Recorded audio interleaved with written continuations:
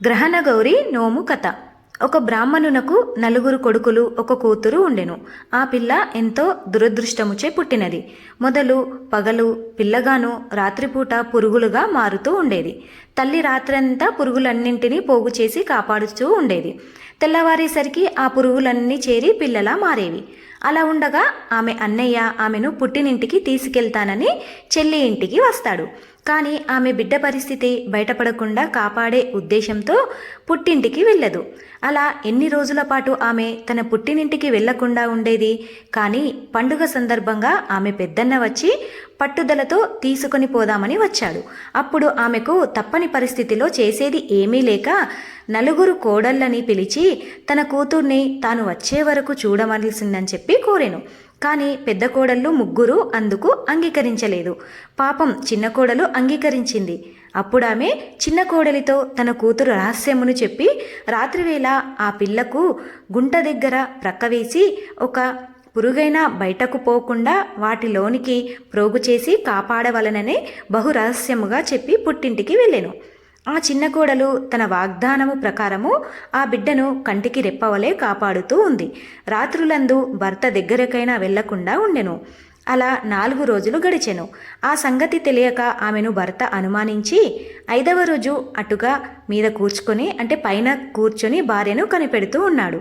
చీకటి పడిన వెంటనే పురుగులుగా మారిన వాటిని తన భార్య గుంటలోకి ప్రోగు చేయటం చూసి రాత్రంతా నిద్ర లేకుండా ఉండుటను చూసి అతడు ఆ రహస్యం ఏమిటి అని భార్యను అడిగాను. కానీ రహస్యమేమో నాకు తెలియదు, అత్తగారి ఆజ్ఞను మాత్రమే నేను చేస్తున్నాను. అది విని ఆ రహస్యం తెలుసుకోవాలని గట్టి పట్టుదలతో అతడు అరణ్యమునకు వెళ్ళి తపస్సు చేయడం ప్రారంభించాడు. అంతలో పార్వతీ పరమేశ్వరులు ఆ త్రోవ నుండి అటువైపు పోవుచు తన తపస్సుకు కారణమేమని అడుగగా అతడు విషయం చెప్పెను.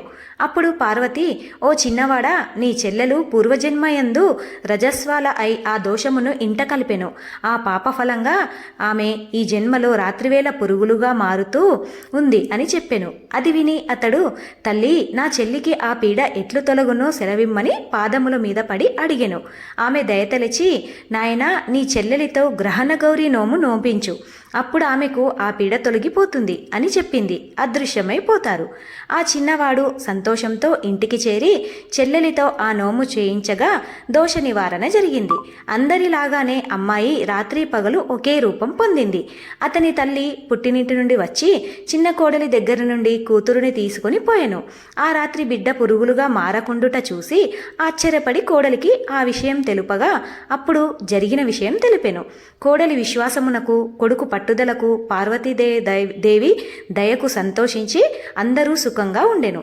ఎప్పుడైనా ఎవరికైనా తెలిసి తెలియక చేసిన పాపము పోవుటకు ఈ గ్రహణ గౌరి నోము చేసుకోవలెను. ఎవరైతే ఈ పూజ చేయాలి అని చెప్పి అనుకునేవారు తమ దగ్గర కథ లేదు అనుకుంటే, అలాగే కథ చదవడానికి వీలు లేనివారు నేను చెప్పిన ఈ గ్రహణ గౌరి నోము కథ పెట్టుకొని మీరు ఈ పూజనైతే చేసుకోండి. ఈ పూజ ఏ విధంగా చేయాలి అని చెప్పి డీటెయిల్గా నేను నా ఛానల్లో అప్లోడ్ చేశాను. ఆ వీడియో లింక్ డిస్క్రిప్షన్లో పెడతాను.